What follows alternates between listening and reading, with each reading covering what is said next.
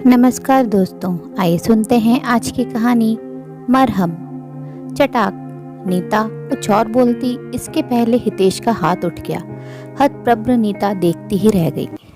एक उदास सुबह बिस्तर से उठते हुए रागिनी ने घड़ी पर नजर डाला तो 5:30 बजे थे। यूं नींद तो काफी देर से खुल चुकी थी, लेकिन इतनी जल्दी उठकर भी क्या करती। खिड़की पर नजर डाली तो पर्दे से छनकर आता हल्का प्रकाश दिखाई दिया। गर्मी की सुबह भी तो जल्दी होती है, सोचा चल अब उठा ही जाए। सुबह तो हो ही गई है और उठकर बाथरूम की ओर चली गई। हाथ मुंह धोकर ब्रश वगैरह करके बाहर निकली, बिस्तर ठीक किया। तब तक दूध वाला भी आ चुका था, सो दूध लिया।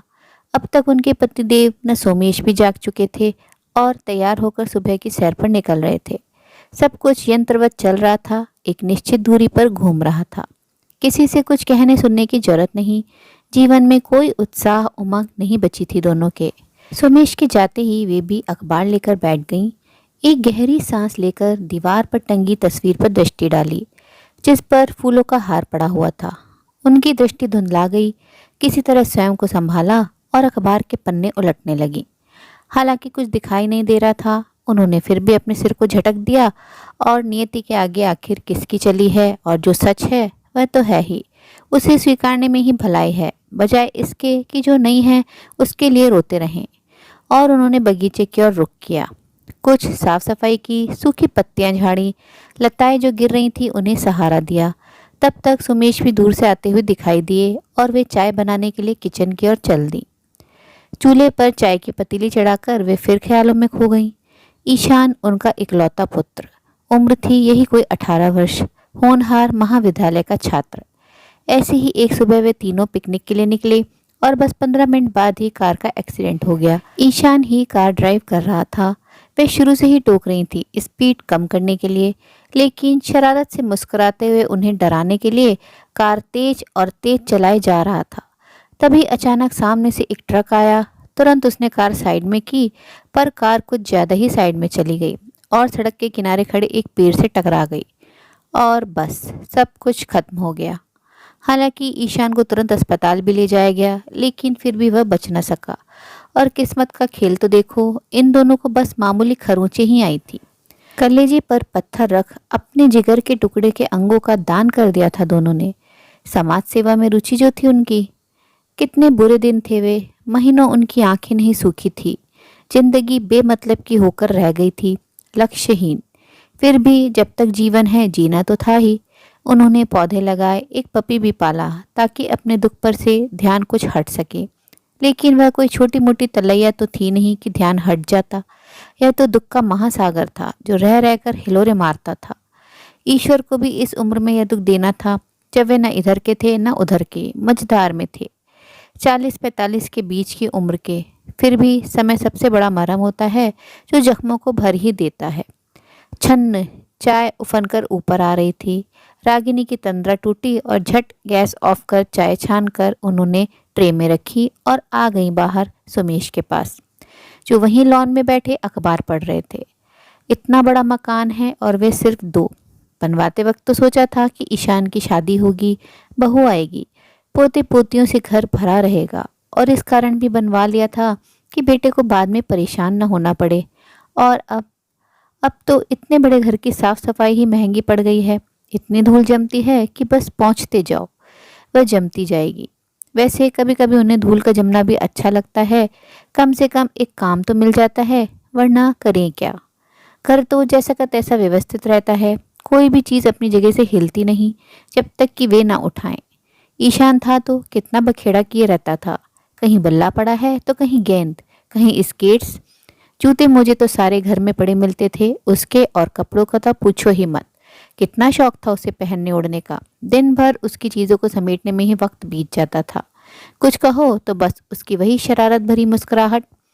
अब कुछ अव्यवस्थित होता ही नहीं, जो जहाँ है वहीं रहता है। धूल की शुक्रगुजार है रागिनी, वह जमती है तो झाड़ पोंछ करने को तो मिलती है। क्यों ना मकान किराए पर दे दें। सुमेश चाय पीते हुए बोले। वे चौंकी। क्यों, क्या हुआ अचानक? नहीं, अचानक नहीं, कई दिनों से सोच रहा हूँ। इतना बड़ा 2 मंजिला मकान है, सूना सूना पड़ा रहता है। ऊपर वाला हिस्सा किराए पर उठा दें तो कैसा रहेगा? किराएदार रहेंगे तो थोड़ी चहल पहल रहेगी, सुरक्षा की दृष्टि से भी ठीक रहेगा। हम दोनों ही रहते हैं, रात बेरात कोई कष्ट हो तो सहारा रहेगा। कहीं आना जाना हो तो घर सूना तो नहीं रहेगा। वे बोले। वे बात कर ही रहे थे कि गेट खुलने की आवाज़ आई। लगभग 35 वर्षीय एक आकर्षक व्यक्ति दिखाई दिया। अंदर आकर उसने सलीके से गेट फिर से बंद कर दिया और उन दोनों के सामने जाकर अभिवादन करते हुए खड़ा हो गया। उन्होंने भी उसे कुर्सी पर बैठने का संकेत किया। वह कुर्सी पर बैठते हुए बोला, मैं हितेश मेहरा हूँ, एक कंपनी में एग्जीक्यूटिव हूँ। आपका मकान किराए पर लेना चाहता हूँ। दोनों एक साथ पहले तो चौंके, फिर सोमेश बोले, आपको किसने बताया कि हमारा मकान खाली है और हम उसे किराए पर देना चाहते हैं? जी मैं इधर से अक्सर गुजरता हूँ, आपका मकान देखा, लोकेशन अच्छी लगी, इसलिए पूछ लिया। हितेश आगे झुकते हुए बोला, पहले मकान देख लो, किराया हमारे हिसाब से ही रहेगा और हमें शोर पसंद नहीं। टीवी वगैरह बिल्कुल धीरे चले या नहीं चलाएं और रात को समय से आएं, वरना गेट बंद हो जाएगा। और हाँ, हम शाकाहारी हैं। सोमेश थोड़ा घुड़कते हुए से बोले, आखिर वह अपनी गर्ज से आया था, उन्होंने थोड़ी बुलाया था। मुझे आपकी हर शर्त मंजूर है, मकान को भी क्या देखना, पसंद है तभी तो आया। बस आप इजाज़त दीजिए तो सामान वगैरह ले आऊँ। मेरे परिवार में मैं और मेरी पत्नी ही हैं। उसने उठने का उपक्रम किया। उन्हें आश्चर्य हुआ, कैसा अजीब आदमी है, बस मकान चाहिए किसी भी शर्त पर। 2-4 दिनों में हितेश अपना सामान वगैरह ले आया और घर व्यवस्थित कर लिया। दोनों ने अपना कमरा बड़ी सुंदरता से सजाया था। घर में थोड़ी रौनक आ गई थी, आना जाना लगा रहता था।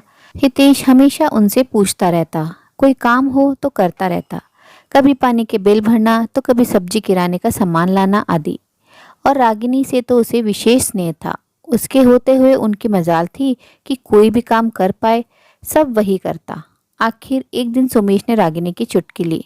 क्या बात है, हितेश तुम्हारा बहुत ख्याल रखता है, मुझसे छीन तो नहीं रहा?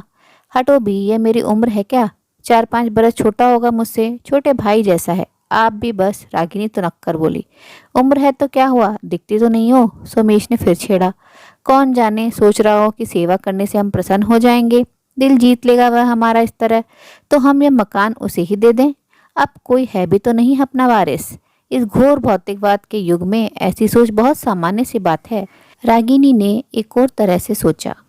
हाँ, हो सकता है, ऐसे लोग कुछ भी कर सकते हैं, मेरा मतलब है कि हत्या भी। जरा होशियार रहना, सोमेश ने आशंका जताई। कुछ दिनों बाद एक दिन रागिनी की तबीयत बहुत खराब हो गई। इतना तेज बुखार था और इधर सोमेश बिजनेस टूर पर गए थे। हितेश ने ही संभाला। दिन रात उनकी सेवा की, रात रात भर जागकर उनके माथे पर बर्फ की पट्टियां रखता, पाँव सहलाता, थोड़ी थोड़ी देर पर फलों का रस, पानी, दवाइयाँ वगैरह देता, बाथरूम तक सहारा देकर ले जाता। कोई कसर नहीं छोड़ी हितेश ने उनकी देखभाल में। उसकी पत्नी नीता से आखिर यह सब देखा नहीं गया और एक दिन उसने पूछ ही लिया, आखिर तुम्हें इनसे इतना लगाव क्यों है? इतना महंगा मकान लिया और वो भी तमाम बंदिशों पर। फिर तुम्हारा ऑफिस भी यहाँ से इतनी दूर पड़ता है, जाने आने का खर्च अलग से। इससे कम पैसों व बेहतर सहूलियत में तुम्हारे ऑफिस के पास ही अच्छा मकान मिल जाता। लेकिन तुम्हें तो बस यही चाहिए था, यही जिद ठाने बैठे थे। आखिर कौन लगते हुए तुम्हारी, क्या रिश्ता है उससे तुम्हारा? हितेश को गुस्सा तो बहुत आया, लेकिन वह स्वयं पर काबू रखते हुए आवाज दबाकर बोला, चिल्लाओ मत, उनकी नींद खुल जाएगी। वह मेरी माँ लगती हैं और पूछना है कुछ? माँ? हाँ। नीता व्यंग्यात्मक लहजे में हंसते हुए बोली, कम से कम इस पवित्र रिश्ते को तो बदनाम मत करो। हम उम्र है वह तुम्हारी, देखने में भी अच्छी भली। चटाक, नीता कुछ और बोलती, इसके पहले ही हितेश का हाथ उठ गया। हतप्रभ नीता देखती ही रह गई और वह बोलता ही चला गया, हाँ, माँ लगती है वह मेरी। उनकी कोख में पले शरीर का एक अंग प्रत्यारोपित है मेरे शरीर में। उसने नया जीवन दिया है मुझे। आज जो मैं चल फिर रहा हूँ, जीता जागता तुम्हारे सामने हूँ, तो केवल उनकी ही बदौलत। अपने बेटे की मृत्यु के बाद उन्होंने उसके गुर्दे दान कर दिए थे, वे मुझे ही प्रत्यारोपित हुए थे, डॉक्टर ने बताया था। उन्हें तो इतना भी होश नहीं था कि इस बात को जाने कि उन्होंने दान किसे दिया है। बेटे की मौत के सदमे में भी विवेक से पल्ला नहीं झाड़ा उन्होंने और महादान किया, और फिर पलटकर देखा भी नहीं कि किसे दिया। मैंने यह मकान जानबूझकर किराए पर लिया ताकि उनके निकट रह सकूं, कुछ तो सेवा कर सकूं उनकी। इस तरह कुछ तो ऋण हो जाऊंगा और अब से तुम भी उनकी अपने सास ससुर की तरह सेवा करना। और नीता अब भी मुंह भाए देखती जा रही थी। उस माँ के इस बेटे को कैसे अनोखे रूप से जुड़ा था माँ बेटे का यह रिश्ता। पहला ना सही, दूसरा जन्म तो दिया ही था रागिनी ने हितेश को। उम्मीद है दोस्तों कहानी पसंद आई होगी। कहानी अगर अच्छी लगी हो तो अपनी राय कमेंट बॉक्स में ज़रूर साझा करें और अपने मित्रों और प्रियजनों के साथ भी शेयर ज़रूर करें। दोस्तों आपसे अनुरोध है, अगर आप चैनल पर नए हैं तो ऐसी ही नई नई जीवन से जुड़ी कहानियाँ सुनते रहने के लिए चैनल को सब्सक्राइब जरूर करें। कहानी अंत तक सुनने के लिए आप सभी का दिल से बहुत बहुत शुक्रिया। तो फिर मिलते हैं अगली कहानी में। तब तक के लिए आप लोग अपना ध्यान रखिए, खुश रहिए, ऐसे ही कहानियाँ सुनते रहिए।